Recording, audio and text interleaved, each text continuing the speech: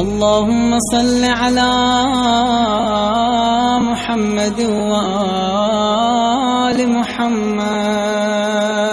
اعوذ باللہ من الشیطان الرجیم. بسم اللہ الرحمن الرحیم.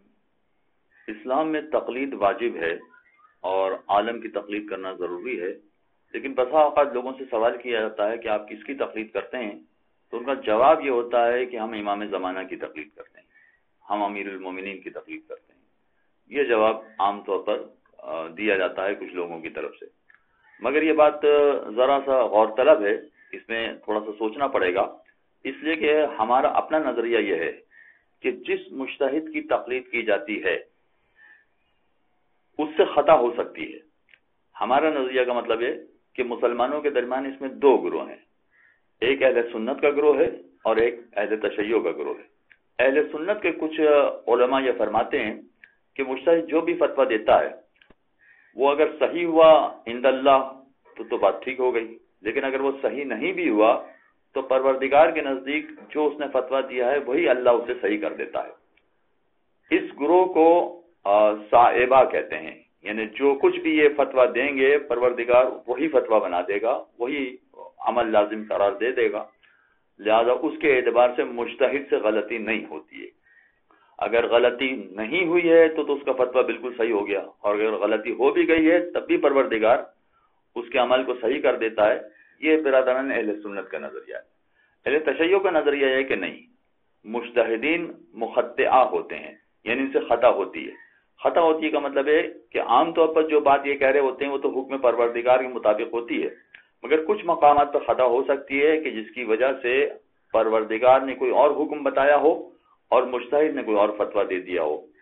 تو اگر ایسی صورت ہے تب بھی مجتہد بری ذمہ ہو سکتا ہے، اس لیے کہ وہ تو یہ کہہ سکتا ہے کہ میں نے قرآن و حدیث میں پوری تحقیق کی تھی، اس کے بعد میں اس نتیجے پہ پہنچا تھا. عین ممکن ہے کہ وہ نتیجہ غلط ہو، مگر پروردگار اس کو عذاب میں مبتلا نہیں کرے گا، اس لیے کہ اس نے اپنی پوری تحقیق اور صلاحیت صرف کی تھی. اس کے بعد اس سے غلطی ہو گئی تو پروردگار کی جانب سے کوئی سزا نہیں ہوگی. لیکن نظریہ بہرحال یہ بنے گا کہ مجتہد خطا کر سکتا ہے، اور اسی وجہ سے جتنے مجتہدین ہیں آپ دیکھیں گے کہ ان کی کتابیں اگر پڑھیں تو بسا اوقات زندگی میں کئی مرتبہ انہوں نے اپنے فتاویٰ کو تبدیل کیا ہوتا ہے.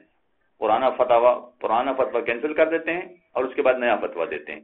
وجہ یہی ہوتی ہے کہ ان کی ریسرچ جاری ہوتی ہے، اور ریسرچ کے نتیجے میں اگر وہ کسی دوسرے مقام پر پہنچتے ہیں تو ایسی صورت میں پھر وہ اپنا فتویٰ تبدیل کر دیتے ہیں.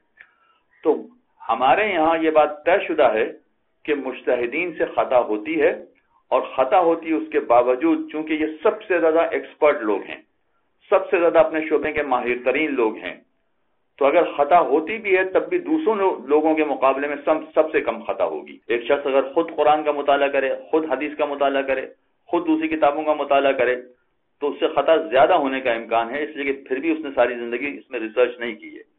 جس نے ساری زندگی اس معاملے میں اپنی لگا دی ہے اور ساری زندگی ریسرچ کی ہے اس سے خطا کم سے کم ہونے کا امکان ہے. لہذا ہم سے یہ کہا جاتا ہے کہ آپ ان کی تقلید کریں، ورنہ ہمیں کسی کی تقلید کی ضرورت نہیں ہونا چاہیے تھی. خود قرآن پڑھیں، خود حدیث کا مطالعہ کریں، ہم پر خود یہ لازم ہے کہ ہم خود یہ سارا کام کریں.